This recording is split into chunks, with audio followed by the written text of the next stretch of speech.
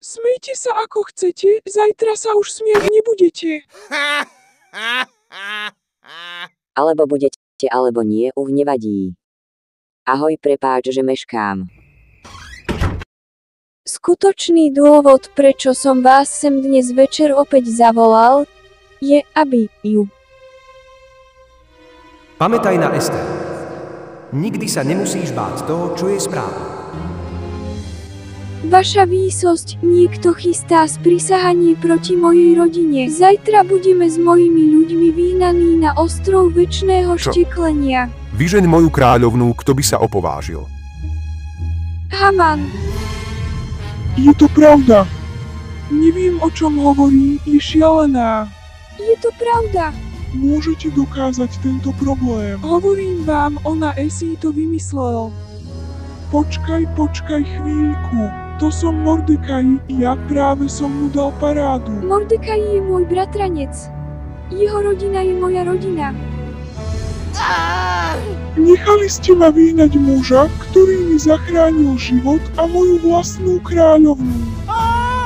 Za svoj trest, Haman, ty ideš na ostrov večného šteklenia spolu s kýmkoľvek, kto sa odváži zaútočiť proti mojej kráľovnej a jej rodine.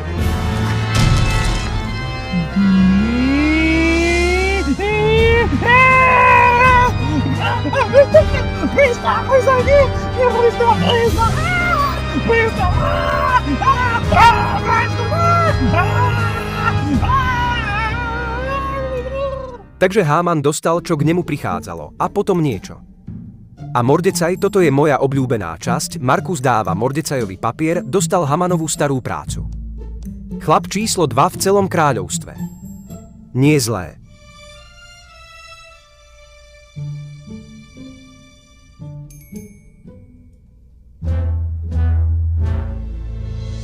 A Ester, aké je dievča?